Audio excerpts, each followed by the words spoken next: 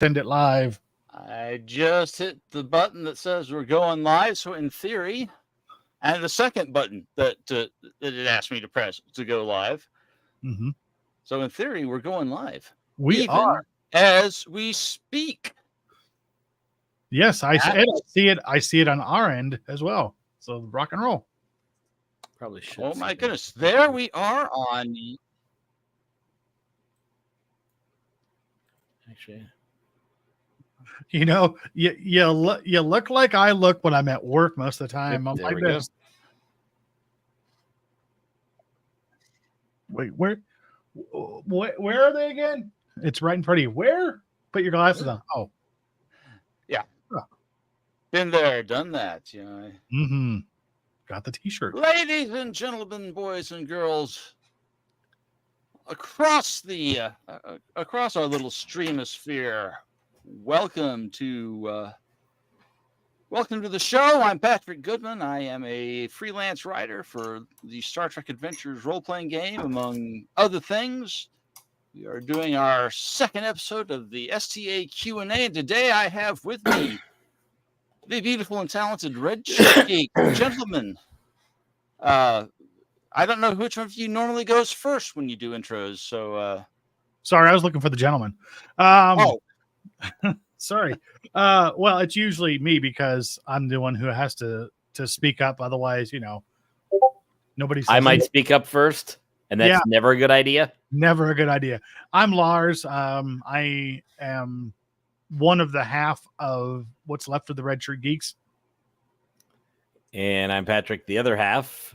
I will be playing the role of other Patrick today. I do this in other places in my life, too, so it's pretty simple. As long as we've established who is other Patrick today, because I also wind up doing that a lot. Usually I'm the one that the insults are directed towards, so. Well, it's because you make it, you make it easy and necessary. Oh, I know where I got to go. Like my ex? Yeah, there we go. I had to do it. That joke never gets old. Actually, it's gotten way old. Yep. Like I got to stop because I've got more coming, so let's just. There we go. All right. So, you guys have only recently started running STA, as I understand it. Why don't you tell us a little bit about what you guys are doing while I pretend I know what I'm doing and bring up.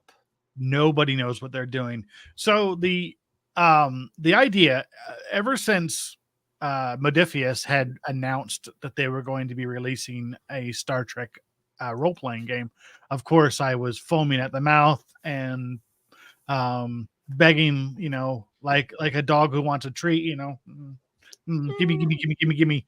I have been wanting to play this game because my entire life I have been an absolute dyed-in-the-wool Trekkie / Trekker, whatever you want to call us.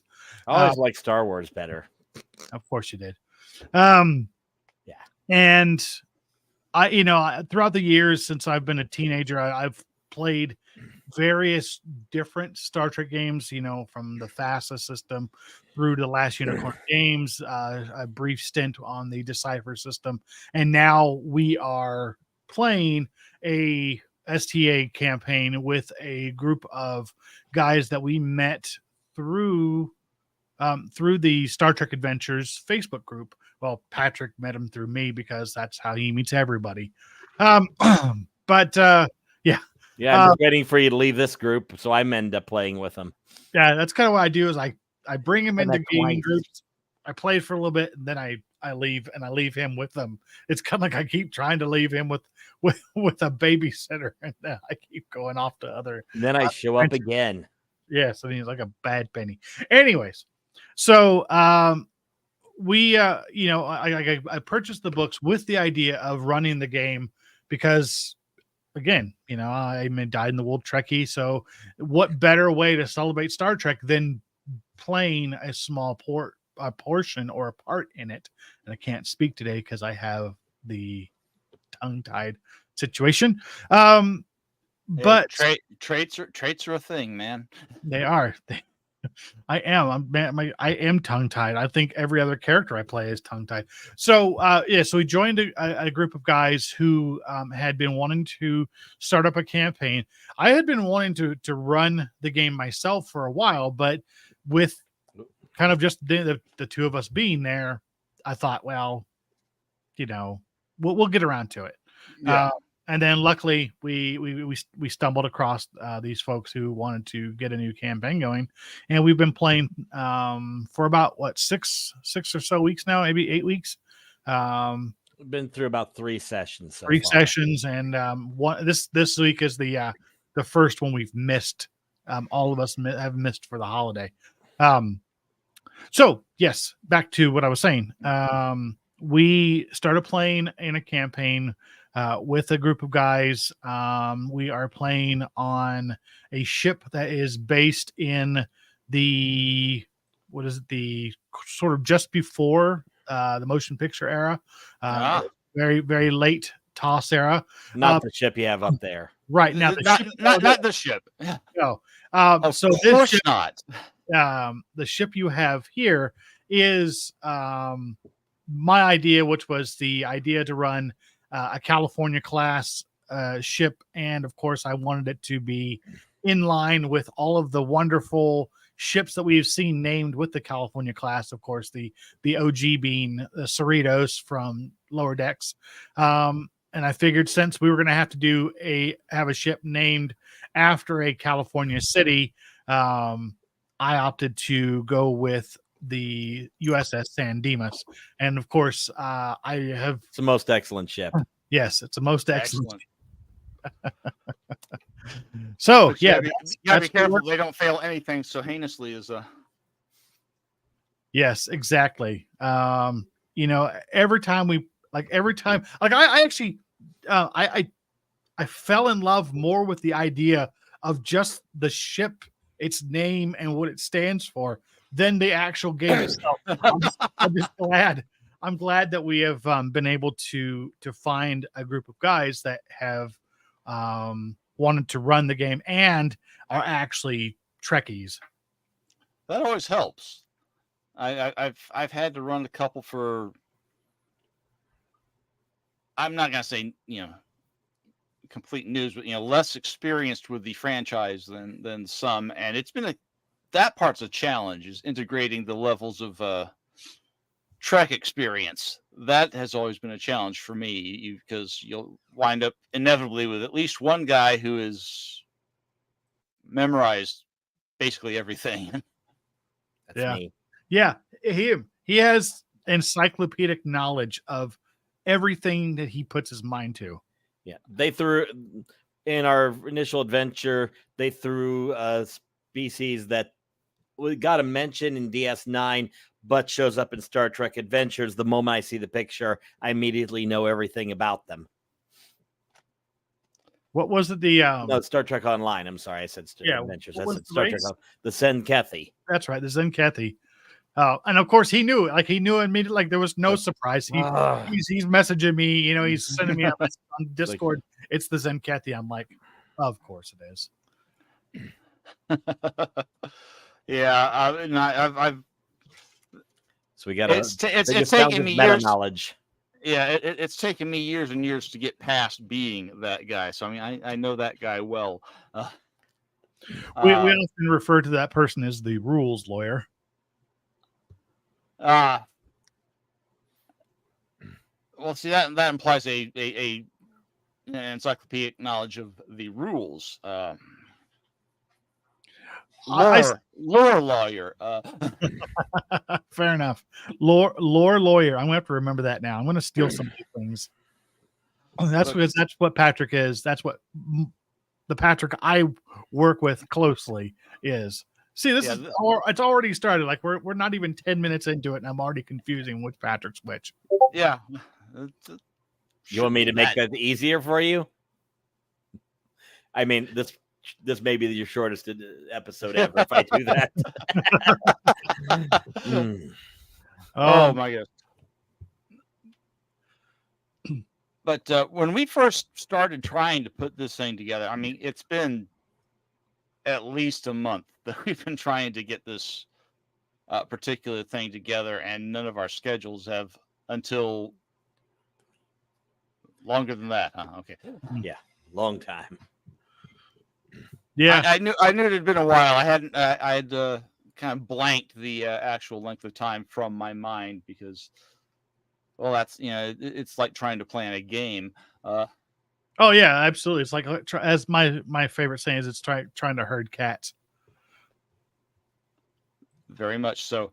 But when we first started talking about this, back when we were going to have Corey on as well, but he's got other commitments and couldn't make it today.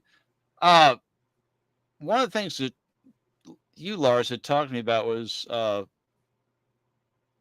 specifically we had started looking up and talking about momentum and threat. So, and what were your issues at the time, and do they still pertain? Well, I do understand. I have a much better understanding of the game system and how the rules apply now. Now that I've actually played game, to be honest with you, watching how everything kind of plays out during our game sessions when we're playing on Roll20, I still kind of have to go, was that a success? Is that a failure? What does the ones and the zeros and the twos mean? But I've been getting there with it. Yeah. And the person who is our storyteller, 2, 1, or 0 successes. Well, Hmm. the challenge dies for another question or another thing entirely. The easiest thing I had grasping was the just the basic mechanic. My mistake when I first started running it. Well, actually, there were two mistakes when I first started running it. One was trying to use my old, GM thinking, because I had been, I've been doing this for 40 mumble years, and trying to use that mindset instead of actually letting some of the game mechanics do their thing. And the other one was trying to incorporate all the game mechanics before I understood them. Yeah. Well, yeah, that was my big mistake, was trying to incorporate, get the basic mechanic down, figure out how to get more dice involved, getting momentum and threat involved. The biggest advice that any of us have ever come up with for starting GMs, especially, newbie GMs who've never really GM'd anything, get the basic mechanic down. Figure out, okay, this is how you get a target number. This is how you you roll 2d20 and hope you roll low, and then start incorporating things like focuses and critical successes, and then start working on momentum and threat, because sometimes even for the experienced among us, if you've never played a game that involves a meta currency like that, it takes a little bit to wrap your head around. Absolutely. So I had been familiar with STA as a system when it first went into beta back in 2016, 2017. Yeah. And it was just like one of those things that was just in my periphery, like, oh, that's interesting. I like that. I'm really excited about that, but I'll come back to that later. And then I went through, shall we say, a much darker period where I turned my back on Star Trek for a few years. And Discovery. Yeah. Well, and actually it wasn't even Discovery. It was, oh yeah. And I kind of just let it go. Well, one day, just by complete accident, I came across an actual play podcast called Starship Tempest, and I started just listening to it, and I was like, oh, okay. So the more I listened to it, the more intrigued I got. They're not shiny anymore. I'll say, look at that, man! Now he's gonna just watch out, don't scratch the paint. I kind of listened to more and more involved in it, and I got, wow, this is as much like listening to a produced audio series as much as it was listening to people play a game, because they didn't present you so much with the mechanics of the game, as in you knew based on the audio prompts that they had whether something was a success, whether it was a critical success or a critical failure, which they have dubbed critical bagels. And I was like, oh, this is interesting. I got to get into this. So of course I started buying all the books, and I'm thinking, yeah, I'm going to run this game. Fun fact, spoiler alert, I have not started yet because again, the challenges of learning a new system were much more involved than I had originally planned for. Add to the fact that we're reading through the Star Trek Adventures book to learn how to play it. Yeah. There have been more than one discussion about organization in the core book, but I had a question, and then my ADHD mind. So go ahead. Oh no, it's okay. The thing for me is that it was very much excited to learn something new, while at the same time being absolutely mortified at the prospect of learning something new. They say I think they refer to the phenomena as decision paralysis, and boy was I paralyzed. And a lot of it comes down to, and it is in no way, shape, or form is it a criticism of the game system. Now that I've played it and I understand how you get from point A to point B to point C, I do much more. I enjoy it much more than I did before I started actually playing the game. And being able to discuss it in like an open forum like this, I find is really helpful, because one, we get to lambast a system that we hope in the second edition cleans up their organization, but at the same time also show our love and affection for how everything has grown and expanded since the early 70s and the original, the OG RPG of Dungeons and Dragons has taken us, the direction it has taken us in all of these years. You mentioned that you've been at this for about 40 years. I want to say that I am officially, let's see, I started playing games when I was 14. I'm going to be 50 here really shortly. So I'm getting there, 36-ish years. I also started at 14. Well, there you go. And, again, it's a wonderful experience for us to be able to learn something new, but at the same time, it's still a little scary that you have to learn something new. Of course, I see other Patrick half rolling his eyes at me because he. I absorb game systems like that's no tomorrow. Yeah, it's osmosis. You bring him a game book, he just puts his hand. Well, except for this one, the rules are all over the place. So, I think the biggest challenge is just locating everything I needed to build a character. It took a little bit. Exactly. So. Yeah, that's why we have. So I'm glad we now have tools. But yeah, at the time it was not. It was not. It was not as user friendly as it could have been. But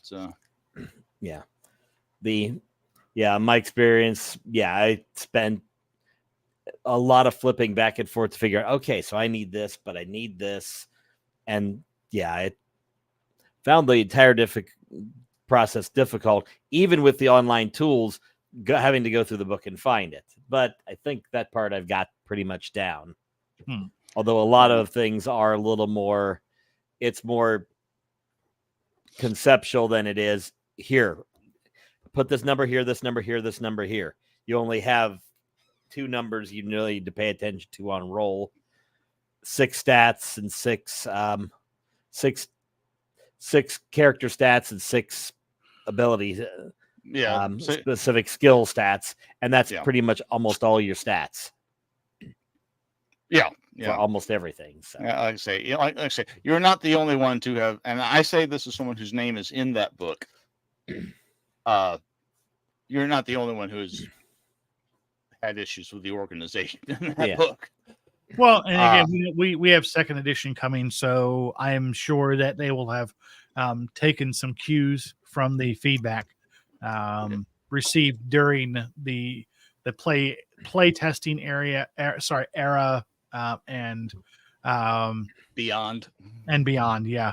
I mean, don't get me wrong. Like, I mean, going back, like if you're doing a compare and contrast of the systems, Modiphius's system has been by far probably the most comprehensive as far as actual raw material goes, or raw information. So I'm very happy that somebody has put so much effort into building a very meaty Star Trek role-playing game. I'm just curious as to see how things pan out in the next version going forward. Yeah, have you looked through? What are your thoughts on the quick start that has been out now for about a month, I guess?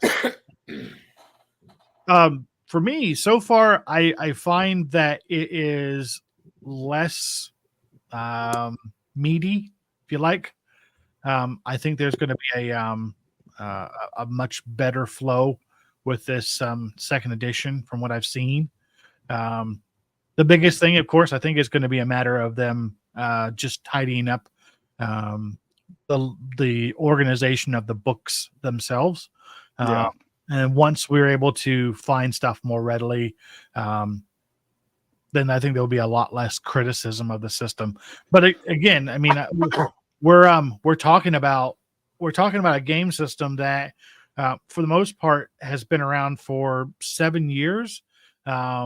In the grand scheme of things, that's a pretty, I'd say it's pretty young. I mean, it's pretty young, all things considered. So you have to give it some forgiveness. Yeah. We're no D&D or Shadowrun, but yeah. Speaking of Shadowrun, I won't delve too deep because I could talk about Shadowrun until I'm blue in the face. But that's another game I've been playing since I was probably 17 or 18 years old. And there is just something about, like, when you hit onto a winner, even if you have teething problems, that game or that work is going to go the distance. And Shadowrun is another wonderful example of that. Yeah, I mean, it's been around for 35 years now. So, where did my notes go? What did I do? And there, it looks like on our side of things, because anybody who's watching this right now we're broadcasting on all your platforms. We are simultaneously broadcasting to ours as well. And somebody who is watching our Twitch feed is Dr. Twitch 66 says, still want to see how the challenge dice work, but things seem a lot more cohesive. And I agree. I mean, I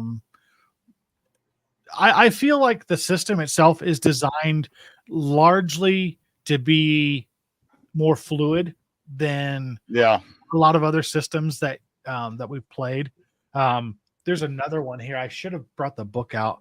Let me see if I can reach it without leaving too far off camera. I'll just fill in the space while he does that, and we'll make faces at him. I'm sure that will work well. And try to figure what's in his Amazon box back there. No, that Amazon box is full of special reflective films that I don't bake here in my office during the harsh Southern California summers. Yes, this is the book. That would be a game called Demon Hunters. Yes, it is. Yes. This is a very special book. This was gifted to us by the folks at Dead Gentleman and Zombie Orpheus Entertainment for assisting with some of their campaign stuff. In fact, it's autographed and cool. and it is one of only two copies of this book. He has the other one. The other one's the floor below me. So, but the whole point is that is the they use the fate system in that. It's a modified version of Fate. Yeah, not specifically Fate Core or Fate Accelerated. Right, but it is another good example of a game where you are spending more time playing the game, being the characters, than you are worrying about specific mechanics. Yeah, that's one of the things I've enjoyed, because I haven't really, with STA, I haven't really had to worry a whole lot about specific mechanics. Like I say, you've got 6 skills and 6 stats.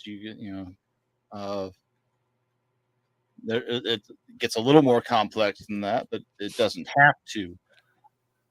It's more or less just put 2 numbers together, roll your dice, see if you get below it. If you do, good. If not, we get to have more fun that way. Well, the GM gets to have more fun. Yeah, I was going to say depends on your definition of "we" on this one, Patrick. But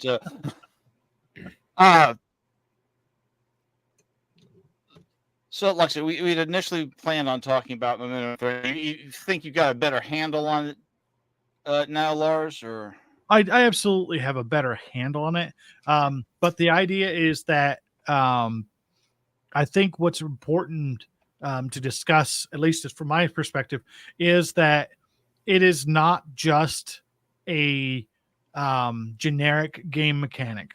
I think that it adds a different aspect or element to this game that no other game system really has, or at least none outside of Modiphius's system. And that is that I think it's a really good tool for the storyteller or the game master to be able to add a little bit of spice or a little bit of extra flavor to a situation without it having to be a very black and white decision.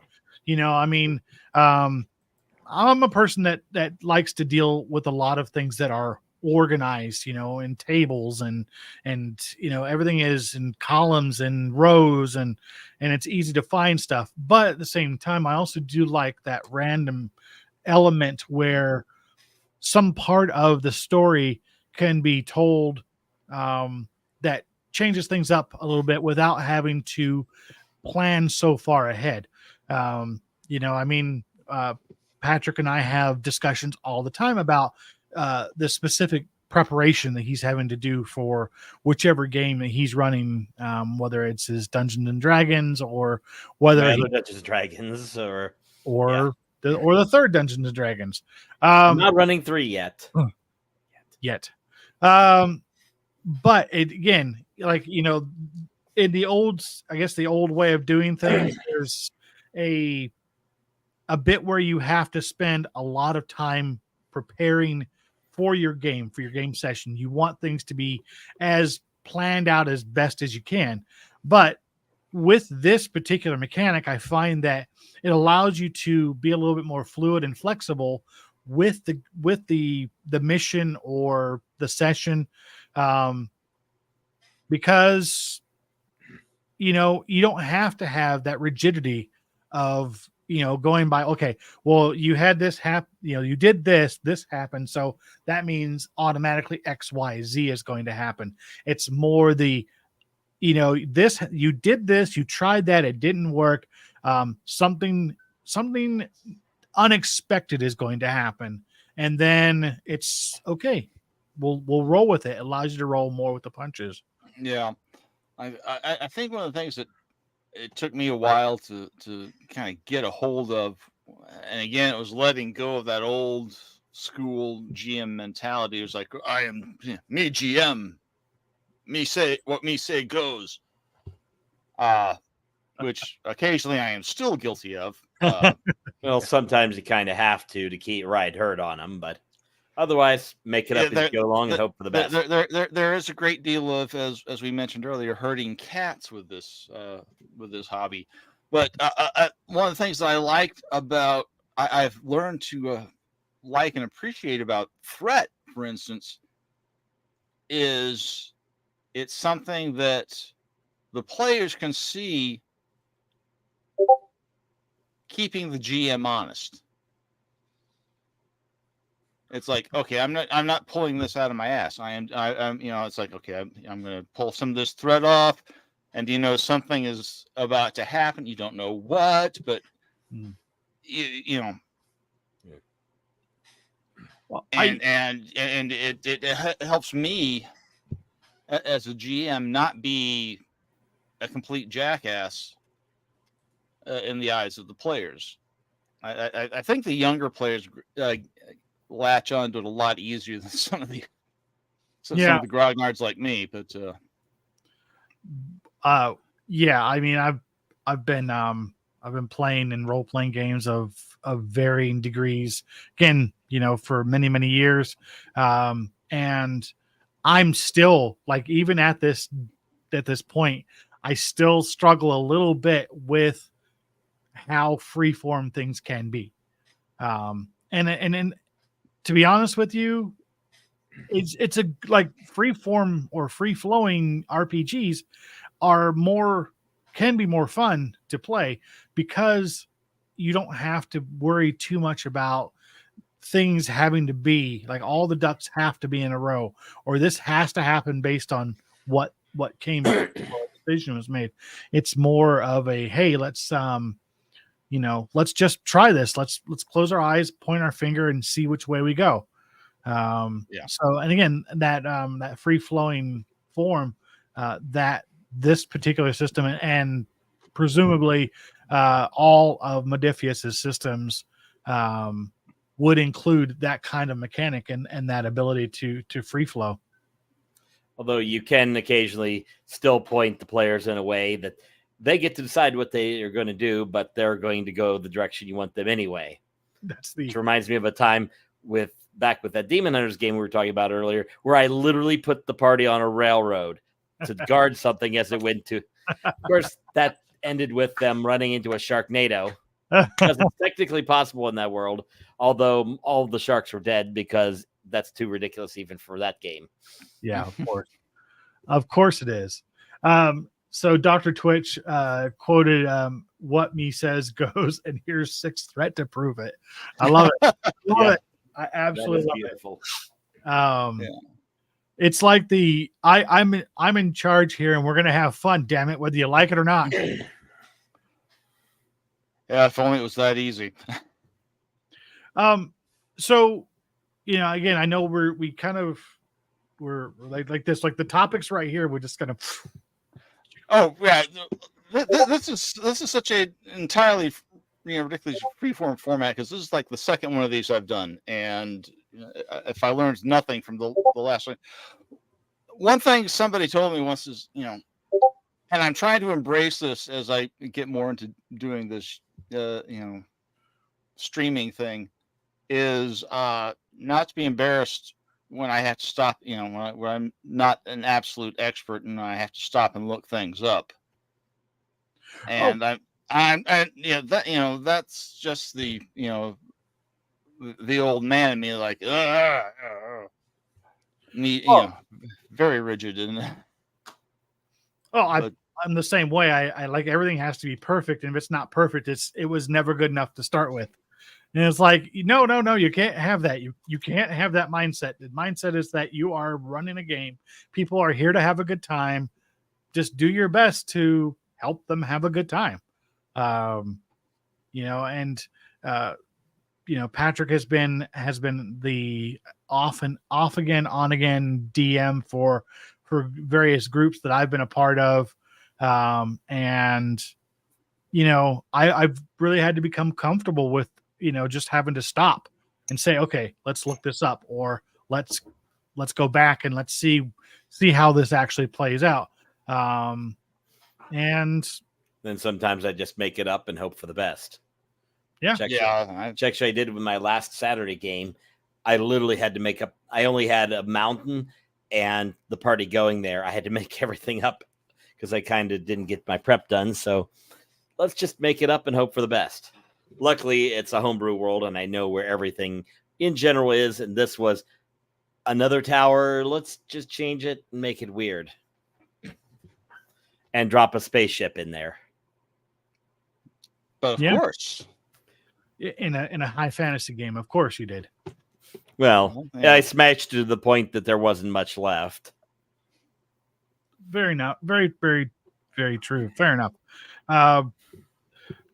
So, I've been looking forward to having this this discussion, and I knew that by the time we got to it, I would probably have already answered most of the questions I had about the system. But I was still looking forward to having this overall discussion because, one, I just enjoy talking about Star Trek. So, in fact, half the time, especially with Patrick over there, he's often having to send me cues and say, "Okay, come on, wrap it up. You're talking too much." So, I have been looking forward for this opportunity, not only talk RPGs and Star Trek, but also to do so with somebody who has had a foothold in the industry for as long as you have done so. So this is as much a privilege as it is, just general shooting the bull, so to speak. I'm much more comfortable just shooting the bull. So, when I stop and think of how long I've been doing this, it's like, oh my god. It's crazy how long we've been playing these games and and doing all of these, we've only been in podcasting since 2010, I think is when Patrick and I got into doing a actual podcast. That was our old 3x2 podcast. And we did that for a couple of years. And then we decided I decided that I wanted to bring more people in because there's only so much you can talk to one other person for so long. So we decided to try to expand on it. And I think we've done so over the past 10 years. We've been doing all this. But it is a case of, we learn as we go along. We learn the new systems. We, latch on and share experiences of old systems we've played. I mean, I think we were having a discussion the other day about champions and their bucket of dice concept. Yeah, I'm used to buckets of dice. I've got what my daughter refers to as a freakishly heavy dice bag that is nothing but D6s. I have a few dice bags. I'm a Shadowrun player. Yeah, yep. There you go. That explains it. That's all I need is a D6. That's it. A bag of D6s. Yeah, I need a lot of D6s because I had a lot of NPCs. Wow. I was almost inevitably the DM as much as I wanted to play. I was almost inevitably the GM on that one. It's like, oh God, guys, we just need here. Excuse me while I pull up my. I've got keep them in a bucket so you can just kind of scoop. Yeah, I mean, I've got this big canvas dice bag that has its own gravity well. And... Sounds about right. Yep, I would like to say that I have that much, but I have pared down my dice collection significantly. Over the years, so have I. And I've still got a terrifyingly large selection of D6s that I could go to right this very moment if I wanted to. I use dice as weights for decoration. That's how much. Right there. Look at that. Yeah, I didn't even notice that. Yeah. And I talk to you every day. How did I miss that? Because I'm sitting in front of it. Might have also missed the book right here, which is even worse organized than Star Trek Adventures. Oh yeah, that's first edition AD&D, which I picked up secondhand at a garage sale, or maybe third hand. I don't know. I'm gonna say I've got I think I have a maybe a second printing of the first edition of the AD&D book here. Yeah, it's wretched to even read sentences in it. Well, it's because most of it was written by Gary Gygax, but I digress. Yeah. So I adore Gary for what he did, giving me a hobby that has lasted me all these years. But yeah, he's not readable. The man's writing style was scary, yeah, frightening. I still remember. This was going back a few years ago. We had the privilege of interviewing Luke Gygax on Christmas Day. Oh my goodness! And it was a challenge, you know, because you obviously you want to be respectful, you want to pay reverence to his father and how he and Dave Arneson. Lars just didn't want to geek out. Yeah, I don't geek out, so I'm fine on that. I geek out all the time. I try not to, but I can't help it. It's entertaining to watch. Yeah, I'll have to tell you the story of sometime about how I geeked out with Nathan Rice of Dead Gentleman at Gen Con on his way to a presentation. It was beautiful to watch. It was beautifully disastrous. Is what it was. That's what a lot of beautiful things are, Lars. Catastrophes.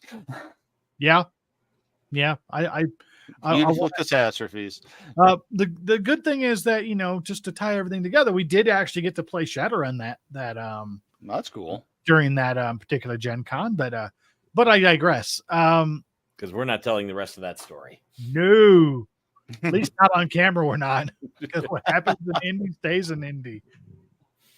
Anyway, but when we talk about playing a game such as this, and this is probably the first game that I've been seriously excited to play for a really long time, and it's because I really felt like the people behind this system understood what it was like to be a Trekkie.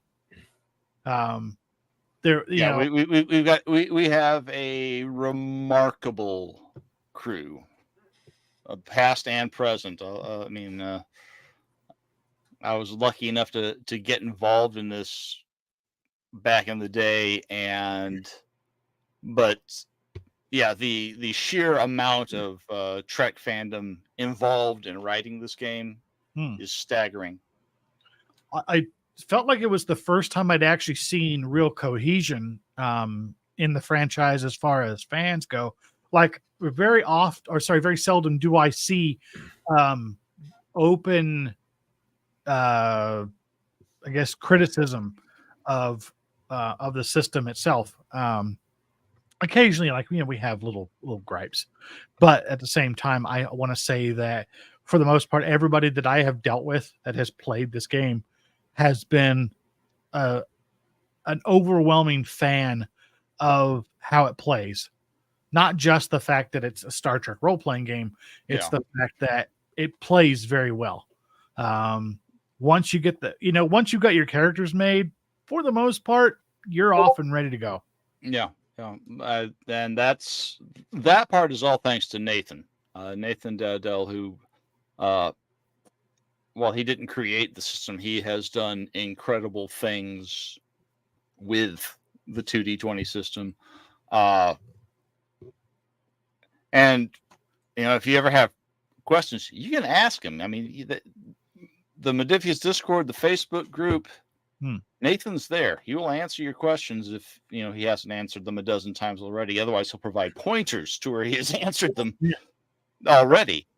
And since I think you guys are getting most of Are you guys getting any questions? I'm not seeing anything, because I don't really have anybody watching on on my. Dr. Fizz says the writing of the fandom really did make me give up my grip on the grip. I'm going to learn to talk one day on the fastest stuff. Well, we haven't given up our. Almost all of us that are involved in this, who have been doing this for any length of time, we all played FASA. Jim Johnson played FASA. I played FASA for years. And again, the FASA Trek game, I played that for years. I love it to death. It is one of the clunkiest. It was a product of its time. You could tell. You could see the war game roots. Yeah, absolutely. Which wasn't necessarily my thing. I wanted, a lot of what I get in Star Trek Adventures is a much more character focused thing that's a lot less involved in the minutia that you would have in a war game. Absolutely. Just real quick, Dr. Twitch, who has been communicating with us through excuse me, has been communicating with us through our Twitch conversation. Just direct answer your question, because he says, "Where's Patrick's?" I'll go there. Well, you can go to YouTube and look up the Trekkie Gamer, and that will have the live. We'll have this live feed going right now as well. So this was a first for us, because what we wanted to do is, of course, we wanted to come on this show and we wanted to talk to you about mechanics of the game. We just wanted to geek out about Star Trek in general, but at the same time, we also wanted to share it with as many people as we can. So we gave him the opportunity or the ability to broadcast through our platform. And he's here. Hi, Wayne. Look at that. See? Technology, ain't it grand? That's right. Technology is our friend. Yeah. I like to think that. I got it where everybody can see it. All right. That's a good day.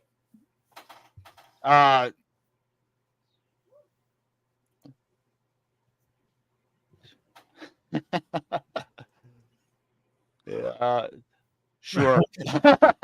Which one? Yeah. This one or that one? I assume that one. I'll figure out my pointing. Yeah. That way. Go that way. Yeah. I keep forgetting. At least I'm not using the figure I usually use to point. Probably a good call. Well, my admin at 40% for my officers are like that. That's good. That's the wonderful part about this whole experience, is that, you got to think, go back 20 years ago, before YouTube existed. The idea is that, we would want to be able to do productions like this, to be able to have our own broadcast, we want to be our own stars in our own shows. And it wasn't a thing, because the equipment wasn't readily available. The platforms weren't developed. But now look at it, like everybody and their mom, literally stuff we put on cassette tape. Oh wow, yeah. So remind me about that. Yeah. That was when we were playing a game that only superficially was Star Trek. It was Star Trek in name only. Yeah. That's another conversation for another time that we won't do live on on the interwebs. Not an official system, with a lot of stuff that was really not Star Trek. Oh yeah, there was a lot of that. It was a lot of homebrewing. Wayne wants to know which one. Oh, we played a game. It was called Star Trek: The Wilderness Years, and what it was, it was effectively, it was an old style D&D game that had been converted to play Star Trek. So all of the D&D game mechanics were there. We just played it in a in a Star Trek environment. It wasn't the modern it wasn't the D20 version that No, came it out was later either. It was and third editions even came out. And there was some Doctor Who stuff in there and the usual. Yeah, it was a very much a homebrewed Star Trek universe. That was special. That was a crossover of many different sci-fi genres. I think years later, we started for a short time. We had a D&D game where we took our characters from that game, threw them into this, and we take turns DMing it. It was kind of messed up. Kinda. Yeah. I remember some of that. We had fun with that one. Let's see. Before I found FASA, I tried to. Let's see. I really tried to kludge together a Gamma World / Metamorphosis Alpha Trek game. That kludge did not carry water. I think there are plenty of games. Go ahead. A lot of the stuff that I tried to do with, for Trek, with Trek, Traveler, great system, but you couldn't really. It was hard to adapt because of some of the stuff that was baked into that Mark and guys at GDW had baked into Traveler back in the day. Made it a little difficult, unless because so much of the stuff of the game world is baked into the rule system, and you're essentially having to completely rewrite the rules if you're trying to port something else into it. But what can you do? Well, and that's very true. Yeah, I think probably nowadays, if we didn't have a great game to play, there's number of systems that are out there that you could easily graft Star Trek onto that would also play pretty well. Yeah. Why do that when we've got a game? Well, I was, some friends of mine, we've been playing an online game for close to 15 years. We started in Decipher and played it until I think the Quadrant books, were all out before we converted over to STA. But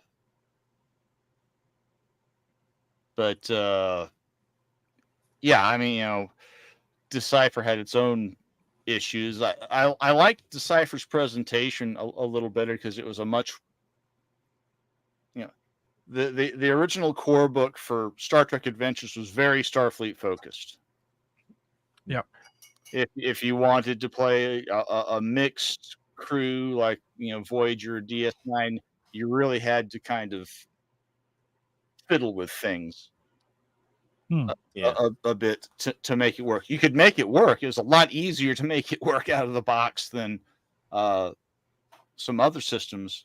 But yeah, that was the big advantage that I saw with Decipher, which when I was talking with Jim a few weeks ago, was one of the things they kind of seemed to have adopted into second edition as a much broader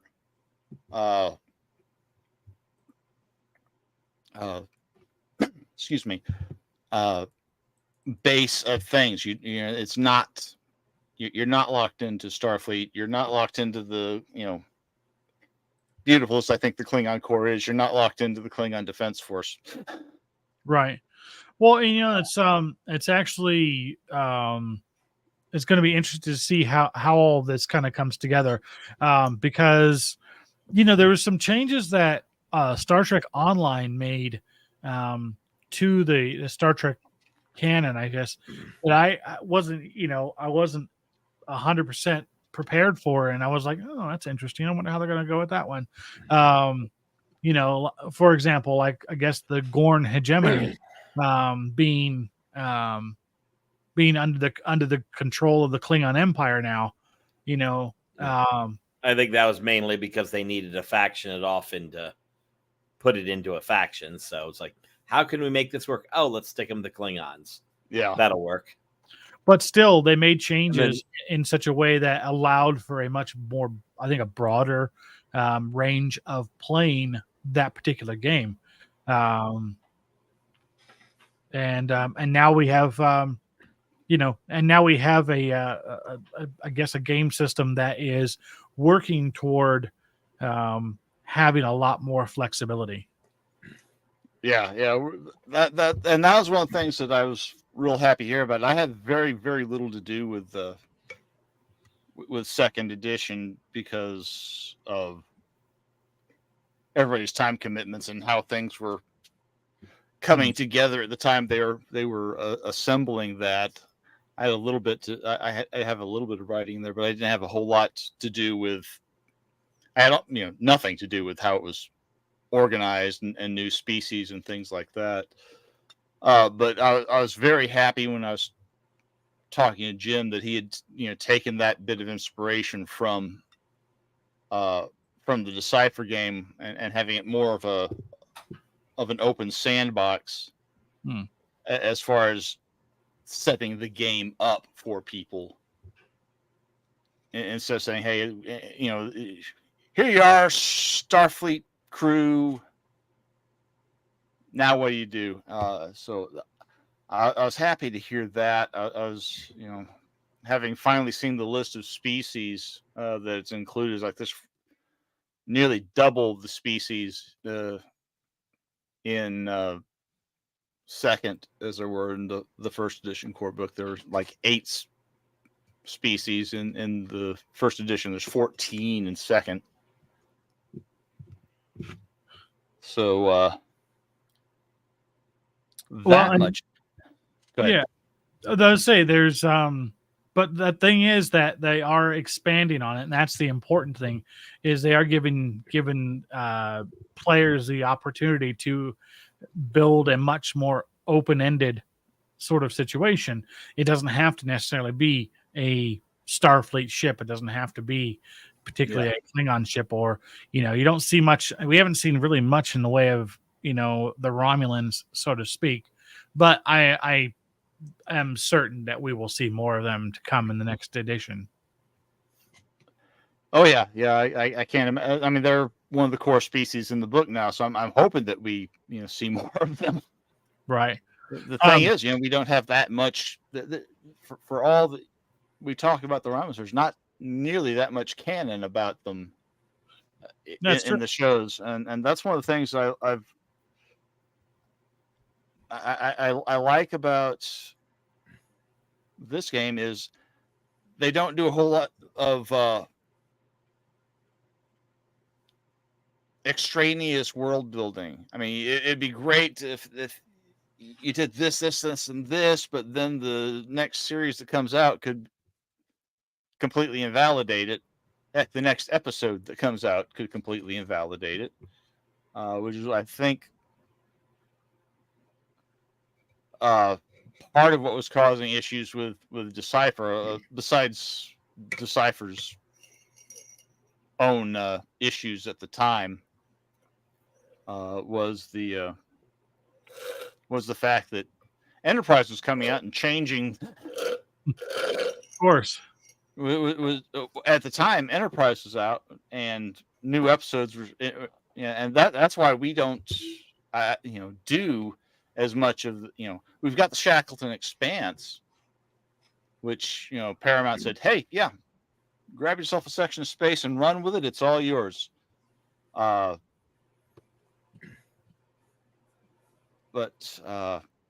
makes it a little more interesting. I was going somewhere with that, and yeah. Well, the idea is that there is a certain amount of I guess gatekeeping that they have to do, because otherwise they could paint themselves into a corner, because we want all of this stuff to be kind of cohesive, and that was one of the things that I loved very much about the Star Wars universe, when Lucasfilm was still owned by George Lucas. every piece of material that came out regarding Star Wars had to marry with what had already been established. So, what was in the original trilogy was canon. What came in the prequel movies, canon. What was in the novels, canon. What happened in the role-playing games, canon. Everything had to marry up. If it differed, then it didn't exist. And then Disney came along. Then Disney came along and bought Lucasfilm and effectively uncanonized everything but the movies and the TV series. But again, that's something we've been wanting in the Star Trek franchise for a long time, is that cohesiveness of the canon materials. And it's difficult because, like you said, nobody's beholden to anybody else for the development of anything. So, you have to retcon things so much.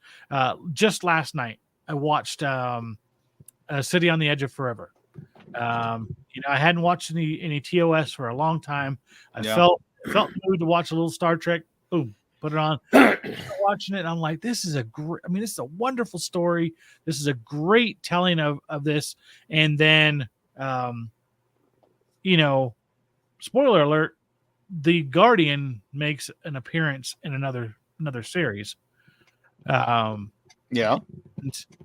You're just like, are they going to go? Like, how faithful are they going to be? And truth of the fact is they weren't very faithful, but that is something you run into. It is something you have to deal with, and it goes from system to system. It goes from show to show, from movie to movie. It just depends on who's in charge, and if you don't, if you don't really put all your ducks in a row, then you run into situations like we run into with all these franchises. Again, you're like, well, there isn't that much in the way of canon material as far as the Romulans go in the series.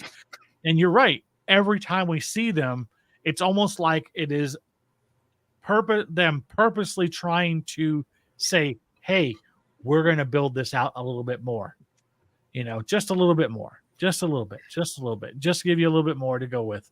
But all the Kurtzman era came along.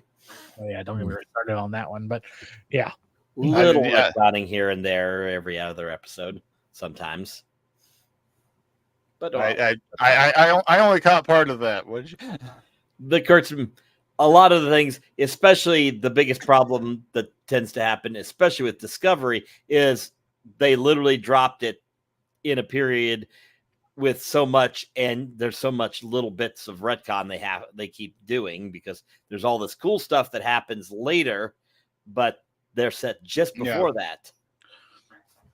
Yeah, we're talking about the, specifically when I talk about from the game perspective, it's difficult because you have, they basically have to try to stick with what has been established up until that point, because they want people to come and buy their product. Ultimately, Modifius wants to create a fun and interactive Star Trek game, but more than anything else, they want to sell books. So that being said, you have to go off of what has been established. Right. And with each of these series, it seems like it's almost like a sport. That's like, how can we change things to make it cool from our perspective, but use stuff that's already been pre-established. So you run into situations like that. Like you said, you have to use what's available, but at the same time, try to find a way to put your own spin on that particular aspect of the franchise. Right. And like I said, I don't have nearly the issue with the use of the Guardian in Disco that you guys do, but I know you guys are. It was fine by me. I just make jokes about Michael Burnham, savior of the universe, every season. You're not alone. I wonder how she's going to save the universe this final season. Oh, Although the Indiana Jones thing is better than what's getting produced in the actual Indiana Jones franchise. So Look, yay. I'm just gonna go out there and say this, okay? Just so it's on record. I have seen the end of Discovery, and I can tell you that I was impressed. I was satisfied. I know that's you're probably thinking I'm sick, I'm not feeling well, but I was satisfied with how they wrapped up the series. I'm still a few eps out.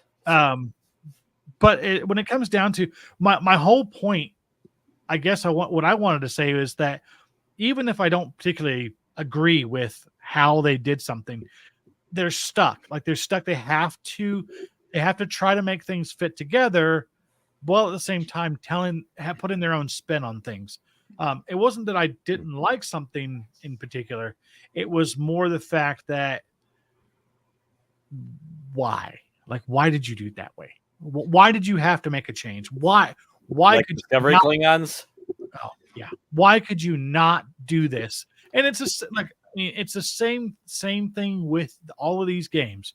We've seen everything from FASA all the way. So what we got here? We got FASA, we got Last Unicorn Games, we got Decipher and Modifius. Those are the 4 official. Well, yeah, those are the four biggies. Yeah, there've been a couple of minor little things, and apparently there was a GURPS version. Yeah, there's GURPS Prime Directive, which is a lot more related to the Starfleet universe from Amarillo Design Bureau, which is another topic of discussion entirely.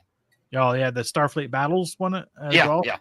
Yeah. Okay. There's that, and that is an interesting licensing situation that we can discuss some of the time, because that's a long conversation. Oh, I bet. I mean, it's much like FASA and how that all went sideways on them. Yeah, but unlike what FASA did, Steve Cole is very, very careful to stay within the limits of his license, which is, when he got that license all those years ago, Paramount didn't. The motion picture wasn't even out yet. The first movie, all you had was the original series and the animated series, and some of the stuff that was in the Franz Joseph technical manual. But Steve's license is, I believe, pretty much perpetual with the way it's set up, and he is very, very meticulous about remaining within the bounds of what he's allowed to do, and Paramount apparently signs off on it. So, but at the same time, I mean, they do a faithful job of maintaining some order of continuity. If you stick within the bounds of your license and you are doing things that are marrying up with other things that have been pre-established, I think that's perfectly fine. Even if you take a little bit of artistic license, I mean, and there's stuff. I mean, stuff I've seen in series where I'm like, oh, I don't know about that. But of course, that's just me. That's just me. It has nothing to do with whether or not something is a good interpretation of the particular universe that you're building upon. I think one of the bones that I continuously go on about is the FASA teased me with the existence of Starfleet Marines, and everybody else, literally everybody else, is like, they don't exist. They don't exist. I'm like, but they don't exist. Oh, fine. Okay, fine. You can section 31 them now. Officially, they don't, but you do have Makos. Yes. And I mean, Rene Auberjonois' character in Star Trek VI was not a captain. That's right. He was a colonel.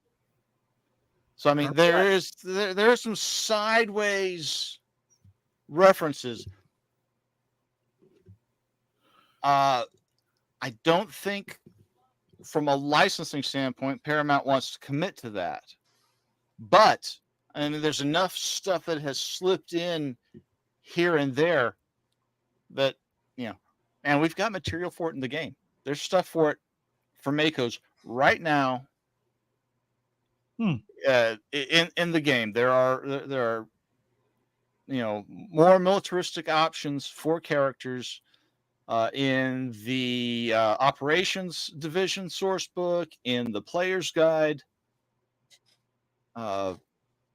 which is where a lot of the character stuff for a second edition is going to be adopting a lot of the stuff from the player's guide, because by that time we had a fairly mature, young but mature game line, and you can start expanding on what you can do with it. Especially when they started, they finally got rules for kids. You can have young Borglings. You can have your you can have your Wesleys and your Jakes and your Nogs. You've got cadets, so you can have your Tillys and your young Uhuras.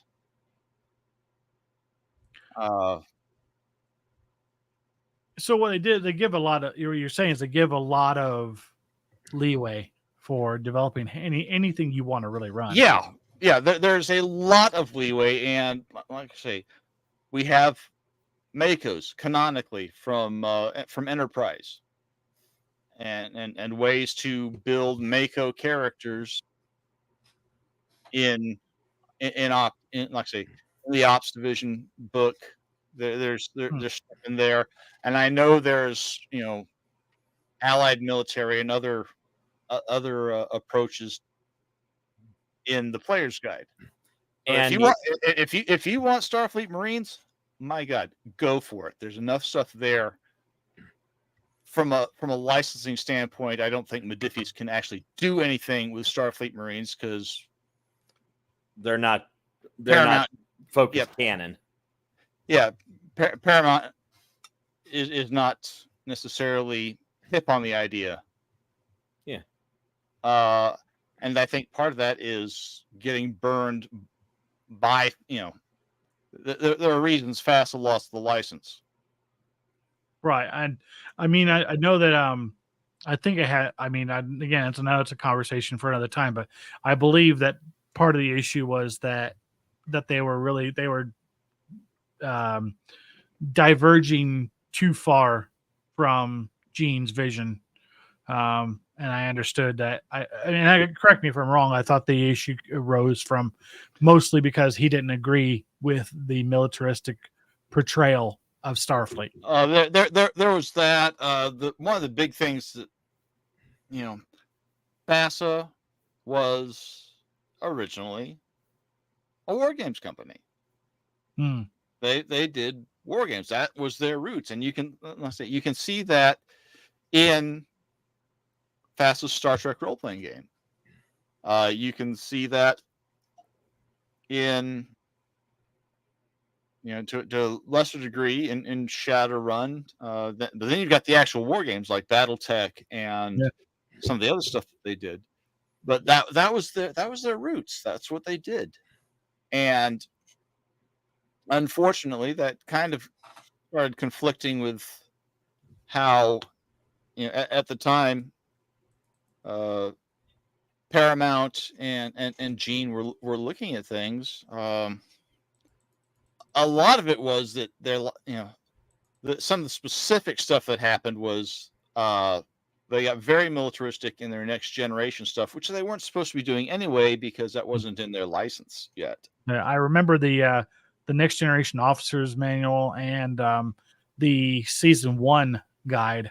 I used to have both of those at one point. So, and I remember those being very much leaning more towards a military bend than just a more scientific exploration. Yeah. Well, I was uncomfortable. I didn't think it was all that great, but I was uncomfortable. I'm a veteran. I did my time in the Air Force back in the day, and that's where I played most of my Fast Trek games with my buddies in the Air Force. Did that for years, and but I was uncomfortable with how militaristic the next gen officers manual was, leaning into the military side of things. TNG as a series was not militaristic. Not even a little bit. That's why I was. But I mean, they get into the shooting occasionally because otherwise you don't have a show. Otherwise, you don't have that interesting of a show. Yeah. But sometimes they blow the heads off aliens in that one episode where they were with the parasites. Yeah, they went a little bit body horror, and that didn't work out real well. And they never really mentioned it again. He's like, you remember 35 Nor did Code of Honor, but that's beside the point. Oh, nobody likes Code of Honor. I mean, don't get Frakes started on Code of Honor.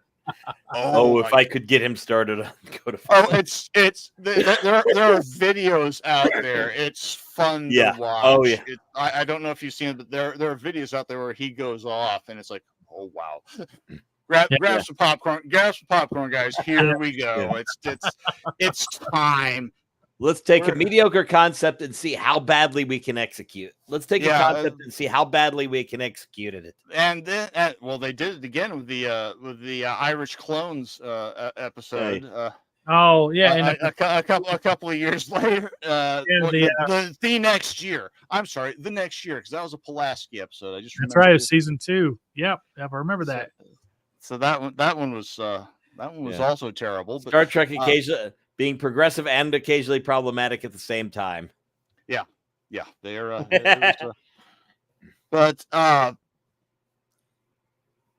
like to say that was the big reason FASA lost the license. And ultimately, I think that's why Paramount. Paramount just kind of got gun shy about the concept of the Starfleet Marines, and I think that's why we got Makos instead of Marines on Enterprise Season 3. It was because they did not want to go there. But that's what they are. Oh yeah, basically. absolutely. I mean, let's be honest. That's what they are, and they are just because you never see them. They're clear, some kind of unit, similar unit was still in operation at least as recently as 2293 when Star Trek 6 was going down, because they were planning Operation Return. And there was also, most people probably wouldn't remember it from Star Trek Beyond. The captain, Idris Elba. Idris Elba. He was he started life as a Mako. So we know that they have canonized the concept. I just, again, for me, it was a character concept I had wanted to play. And everybody was like, no, that's way too militaristic for Star Trek. Star Trek is about a hopeful future and peace and exploration and all that stuff. I'm like, then why Section 31? Yeah. Then why is Star Trek for like the last, I don't know, 10 or plus years been like the bloodiest it's been ever? But again, I digress. I know I can go on like a dog with a bone. Well, we're gonna have to get back on just to talk Trek more, because and leave the game about out. Threat and momentum. Someday we could talk about threat and momentum. Yeah. What's that all about? Yeah, it's something in the game. We don't have to worry about that right now, guys. It has been an hour and 20 minutes, and I know you've got a game tonight. We do. To get ready. We don't have to. It's mostly streamed, so it's click a few things, change the title. We're ready. Yeah. Well, I am going to let you guys get off the saying get ready for said game, and I'm going to go tend to my family. It has been an absolute pleasure having you guys here. I appreciate you coming in so much. Thank you so much. We'll have to do this again sometime. Yeah, and actually talking about a game. Yeah. By the way, I checked back on the server. I joined early in March to talk with you to get this. Good night. My goodness. Yeah. So talking about back in March. It is now the end of May. So 2025. Here we go. Hey, there we go. Yeah, there we are. All right. But I want to take a moment. Thank you. Shill what you want to shill. Hype what you want to hype. Tell everybody where they can find you and what to do. Can people find us? We don't know. I'm in theory. Well, Wayne did. And then he came over to you, so we probably lost him forever. That's right. We've lost him forever. Sorry, Wayne. We loved you. It was short-lived, but we loved you. Oh, hold on. He followed. Okay. Yay. We got him. We got him. Okay. Cool. So, thank you now very much. We're not going to talk in Star Trek Adventures for a long time again. Never again. We'll never play it. We'll never talk about it again. I'll just join the group and I'll leave Patrick alone into it and I'll go off and play something else. Anyways, thank you very much again for having us here. It is always a pleasure talking to you. People can find us at redshirtgeeks.tv. That will take you to our YouTube channel where all 10 years of our content now resides. I know 10 years. It's in almost, except for the few things we've thrown away because that needed to go away. Yeah, but that was 3x2 stuff, so we can forget that. So yeah, absolutely. You can find us on Twitch, Red Shirt Geeks, Facebook, the Red Shirt Geeks, X, formerly that wasn't the site formerly known as Twitter. Yes, thank you. We don't need to use that letter when referring to it. Yeah, Red Shirt Geeks, and of course here. You sense the theme going here. Yeah, I'm getting an impression that there's some uniformity of. Absolutely. But thank you guys for coming on. Good luck with your game tonight, and it's Stardew. It'll be easy. Run around, farm. Sunday Stardew. Swing a star a quarter or two. All right. Thanks for coming on, guys. Thank you very much. Anytime. All right. And now the endless stream of buttons to get us shut down. Good night, everybody. Say good night.